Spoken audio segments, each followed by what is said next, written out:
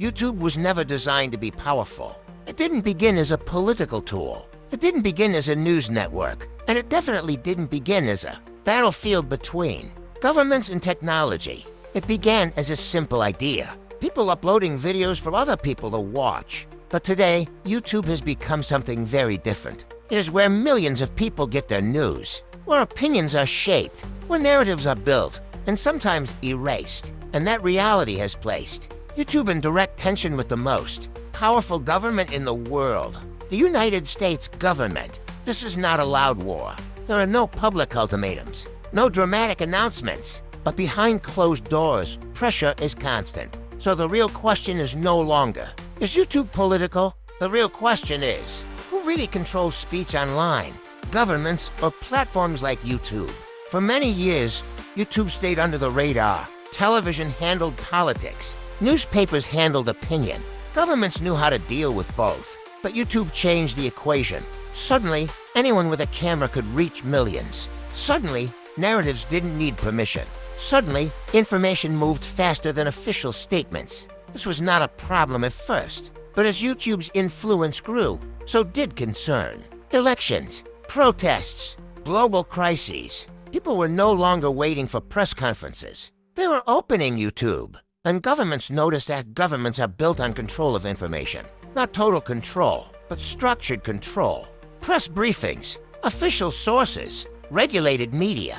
YouTube disrupted that structure. Content could go viral before facts were verified. Opinions could spread faster than corrections. Misinformation could reach millions in hours. From the government's perspective, this wasn't just innovation. It was instability. And instability makes governments nervous. Here's where things get complicated. The U.S. Constitution protects free speech, but it protects speech from government punishment, not from private companies. YouTube is not the government. It is a private platform. Legally, YouTube has the right to decide what stays and what goes. But practically, YouTube controls speech at a scale larger than any media company in history.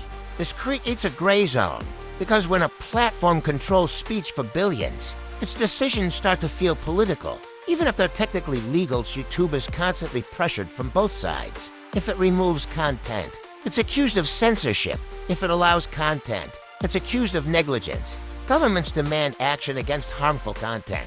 Users demand freedom. There is no perfect balance. Every policy change triggers backlash, and every backlash brings more government. Attention, not one law sits at the center of this conflict. Section 230. This law protects platforms from being legally responsible for what users upload. Without it, YouTube could not exist as it does today. But Section 230 is controversial. The U.S. government does not directly control YouTube, but it doesn't need to.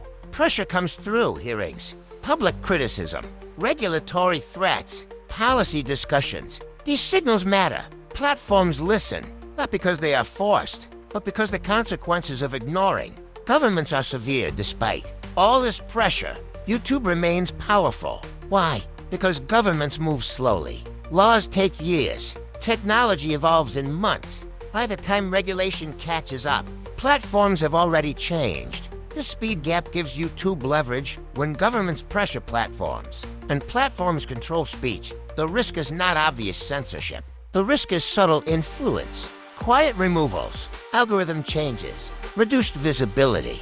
Nothing dramatic regulation is coming, not just in the US, globally. But YouTube will adapt.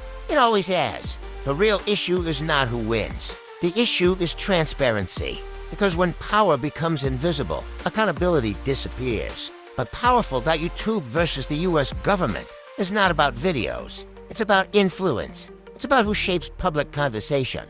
And as long as billions rely on a single platform for information, this conflict will continue quietly, constantly. The future of speech online will not be decided in one moment. It will be shaped slowly, through policies, algorithms, and silence. YouTube doesn't need to fight governments. Its power already speaks, and that reality should make everyone pay attention.